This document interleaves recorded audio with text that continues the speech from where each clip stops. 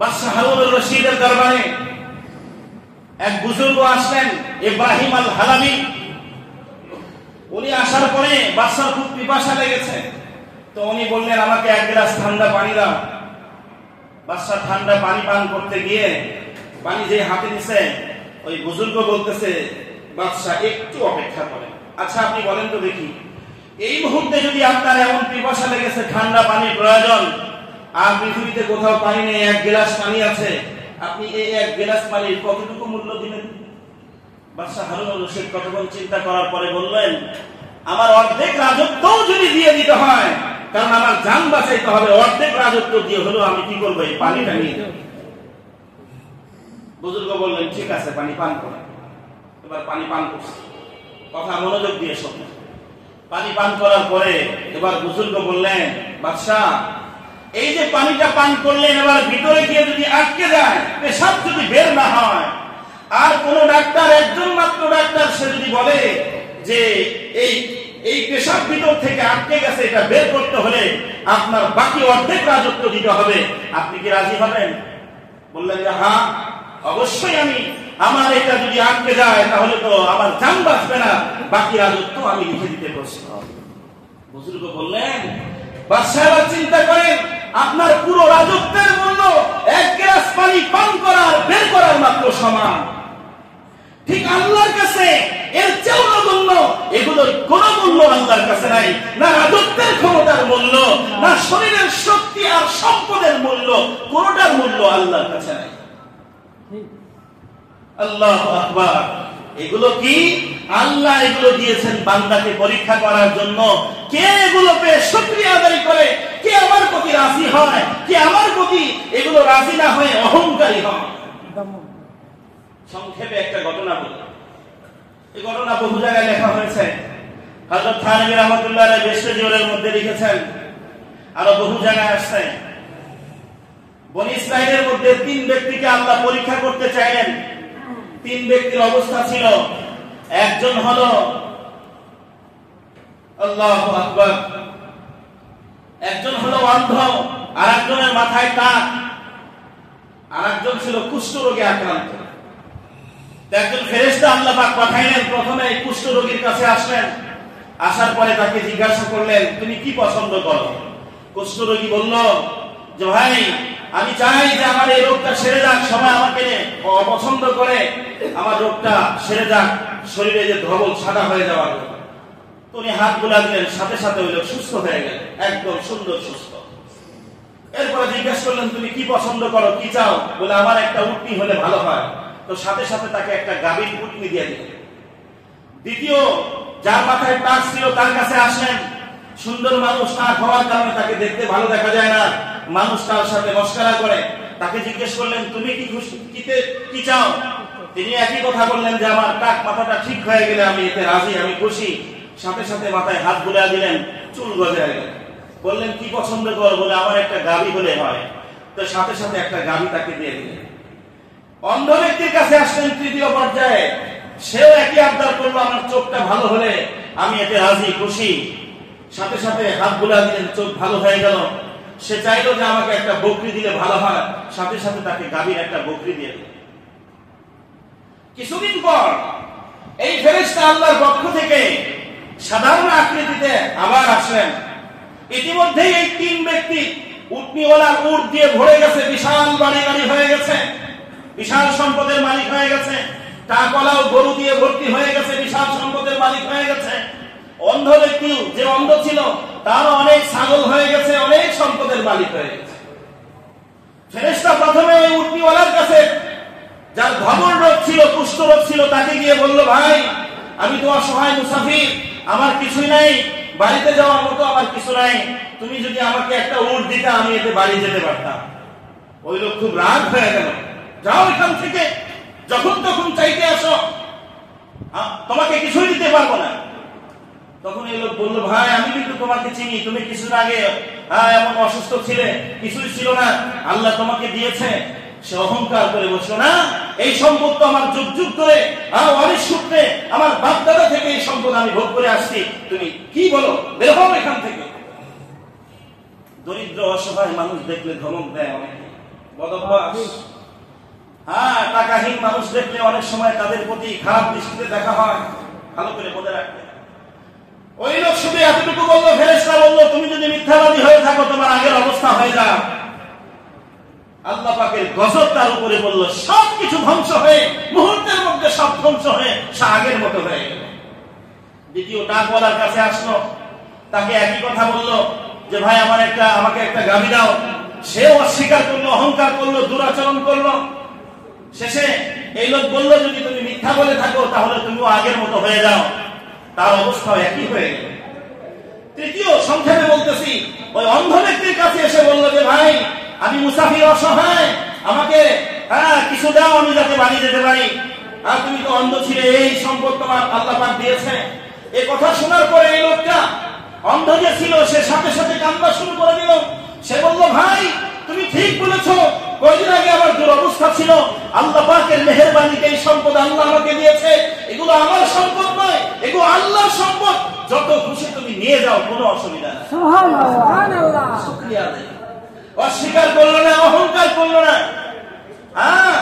ইতিহাসে লিখেছে এই অন্ধ ব্যক্তি বনি ইসরাইলের মধ্যে সর্বশেষ সবচেয়ে ধনী ব্যক্তি ছিল। আল্লাহ পাক তার সম্পদে এত বরকত দিয়েছিল। ফেরেশতা বলল, ভাই আমি তো ফেরেশতা, আমার কোন সম্পদের দরকার নাই, তোমাকে পরীক্ষা করার জন্য এসেছিলাম। আল্লাহ তোমার বরকত দেয়। পরবর্তীতে এই ব্যক্তি সবচেয়ে বড় ধনী হয়ে গেছে। এই জন্য কোনো কিছু থাকলে, যে কোনো নিয়ামত, শরীরে শক্তি আছে অহংকার করা যাবে না, সম্পদ আছে অহংকার করা যাবে না, যাই থাকুক না কেন অহংকার করা যাবে না। এগুলো আল্লাহর দেওয়া নিয়ামত। যে আল্লাহ দিয়েছেন সে আল্লাহ নিতেও পারেন, নাকি? যে আল্লাহ দিয়েছেন সে আল্লাহ নেওয়ার ক্ষমতা আছে না নাই? আপনারা অনেক শোনেন নাই, লোকে অনেক সময় বলে যে আগে তো আমার অবস্থা এমন ছিল, আমি যদি হাত দিয়ে মাটি ধরতাম তো ওটা সোনা হয়ে যেত। খালি আসতো আর আসতো সম্পদ, আর এখন আমার খালি যাইতেছে আর যাইতেছে। এখন যদি সোনা ধরি ওইটাও মাটি হয়ে যায়। এরকম কথা শোনেন নাই আপনারা? আসতে যেমন দেরি লাগে না, যাইতেও কিন্তু কি লাগে না, দেরি লাগে না। হযরত তকি ওসমানী সারা বিশ্বের সবচেয়ে বরেণ্য আলেম, জাস্টিস, পাকিস্তানের ইসলামী আদালতের সুপ্রিম বিচারপতি ছিলেন। উনি এক জায়গায় লিখেছেন, ইংরেজ আমলের একটা ঘটনা লিখেছেন, সংক্ষেপে বলি। ইংরেজ সরকার তাকে এই পরিমাণ জমি দিয়েছে যে তার জমিনে 3টা রেল স্টেশন হয়েছে। এক স্টেশন থেকে আর এক স্টেশনে যায়, এটাও তার জমির মধ্যেই। ওখান থেকে আর এক স্টেশনে যায়, ওইটাও তার জমির মধ্যে। ওখান থেকে আর এক স্টেশনে রেল দিয়ে থামে, ওইটাও কি তারই জমি। এত বিশাল সম্পত্তি দিয়েছে একটা মাত্র ছেলে। সুখের কোনো অভাব নাই, টাকা পয়সার কোনো কমতি নাই। তো তার বন্ধু বান্ধবরা একদিন সে এক জায়গায় দাঁড়িয়ে আইসক্রিম খাইতেছিল রাস্তার পাশে। বন্ধু বান্ধবরা বলতেছে যে ভাই আমাদের তো ব্যবসায় খুব দুরবস্থা, আমাদের খুব লস হইতেছে। তখন এই জমিদার বলে, আরে মিয়া ভিতরে অহংকার চলে আসছে, আমিত্ব চলে আসছে। আরে মিয়া আমার তো এত সম্পদ, তোমরা তো সম্পদ কামাইয়ের জায়গা পাও না, আমি খরচ করার জায়গা পাই না। এত সম্পদ যে আমার পরবর্তী 21 জেনারেশন খাইলেও শেষ হবে না। আল্লাহ পাকের কাছে এই কথাটা পছন্দ হয়। অহংকারের সাথে বলছে। জাস্টিস তকি ওসমানী লেখেন, কিছুদিন পরে এই লোক মারা গেছে। তার এই যে একটা মাত্র ছেলে ছিল, তখন বয়স 13, 14, 15, 16 এই বয়সে ছিল, উঠতি বয়সে। অল্প বয়সে সম্পদ পেয়েছে, পাইলে যা হয়, খাপ বন্ধু বান্ধব নিষিদ্ধ সুখের গহ্বরে ডুবে গিয়ে, নারী, মদ, গাঁজা ইত্যাদিতে ডুবে গিয়ে আস্তে আস্তে এমন ভাবে সমুদ্রের ফেনার মতো, বন্যা স্রোতের মতো সে সম্পদ ব্যয় করা শুরু করে। আস্তে আস্তে এই জায়গা ছেড়ে আরো উন্নত জায়গায় গেছে। ওইখান থেকে আরেক বন্ধু তাকে থাইল্যান্ডে নিয়ে গেছে, সেখানে গিয়ে নিষিদ্ধ জায়গায় গিয়ে পড়ছে। এই করতে করতে আস্তে আস্তে একদিকে তার শরীর খারাপ হয়েছে, অন্যদিকে তার ব্যাংক ব্যালেন্স সব ফুরিয়ে গেছে। এমনকি পরবর্তীতে ওই যেই জায়গায় দাঁড়িয়ে তার বাবা অহংকার করে বলেছিল আমার এই সম্পদ 21 শতক পর্যন্ত, 21 জেনারেশন পর্যন্ত শেষ করতে পারবে না, দেখা গেছে ওই যুবক ওই জায়গায় দাঁড়িয়ে পরবর্তীতে ভিক্ষা করেছে। সকালবেলার ধনীরে তুই ফকির সন্তান। এই জন্য প্রিয় দোস্ত, এটা শুধু সম্পদের সাথে নয়, সব কিছুর মধ্যেই কোনো অহংকার করা যাবে না। আল্লাহর প্রতি মুমিনের গুণ থাকতে হবে কি শুকরিয়া, কৃতজ্ঞতা। লাইন শাকারতুম লাযীদান্নাকুম, আল্লাহ বলেন যদি তুমি শুকরিয়া আদায় করো তাহলে আমি সম্পদ বৃদ্ধি করে দেব, বাড়ায় দেব, সবকিছু বাড়ায় দেব। লাইন শাকারতুম লাযীদান্নাকুম ওয়া লাইন কাফারতুম ইন্না আযাবি লাশাদীদ। আর যদি অহংকার করো, মনে রেখো অহংকার যদি করো তাহলে আমার শাস্তি বড় কঠিন, কিছুর মধ্যে তুমি টিকতে পারবে না, শেষ হয়ে যাবে। এই জন্য যার যেখানে যা আছে, যার যেখানে শক্তি আছে, আমরা রাস্তায় চলার সময় দেখি সিএনজি ওয়ালা ধমক দেয় কাকে? রিকশাওয়ালারে। আবার ট্রাকওয়ালা ধমক দেয় কারে? সিএনজি ওয়ালারে। ঠেলাওয়ালার একটু শক্তি বেশি, সে তার চাইতে আরেকজনের ধমক দেয়, বেশি বাড়াবাড়ি করলে পায়ের নিচে পালায় যাবে। এই যে অহংকার, চারদিকে শুধু অহংকারের ছড়াছড়ি। আল্লাহর ওয়াস্তে নত হন, নত হন, আল্লাহর ওয়াস্তে নত হন। নিচা জায়গায় পানি জমে, কোথায় পানি জমে?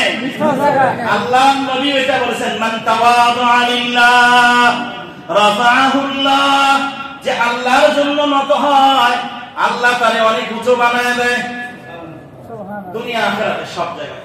এই জন্য মুমিনের আরেকটা গুণ থাকবে, সে আল্লাহর প্রতি সর্বদাই কি হবে? রাজি এবং খুশি থাকবে। অনেক সময় আমরা অকৃতজ্ঞতা, না শুকরিয়া, এটা মুখে বলি না, ভাষায় প্রকাশ পায়। মসজিদে যদি কিছু খরচ করতে বলা হয়, দেখবেন সব জায়গায় খরচ করতেছে, কোনো সমস্যা নাই, কোনো হিসাব নিকাশ নেই। কিন্তু মসজিদ মাদ্রাসায় তাহলে এই জায়গায় আসলে হ্যাঁ এটা হয়েছে, ওইটা হয়েছে, এত কিছু, এত কিছু। এই ভাষাগুলো আল্লাহ পছন্দ করেন, এই শব্দগুলো আল্লাহ পছন্দ করেন না। না পারো না দাও, কোনো সমস্যা নাই, যতটুকু পারো ততটুকু দাও, কিন্তু মনে করো যে যা দিচ্ছি সেটা কম দিচ্ছি। নিয়ত থাকতে হবে কি, যতটুকু দিচ্ছি এটা কম হয়ে যাচ্ছে, আমার আরো বেশি দেওয়া দরকার ছিল। এটা মনে করো না অনেক দিয়ে দিছি, অনেক দিয়ে দিছি, এগুলো অহংকারের শব্দ। কি নিয়ত থাকতে হবে বলেন? যতটুকু দিছি আল্লাহ আরো উচিত ছিল, আমার আরো দেওয়া উচিত ছিল, আল্লাহ পারতেছি না, তুমি কবুল করো। এটা সুন্দর ভাষা।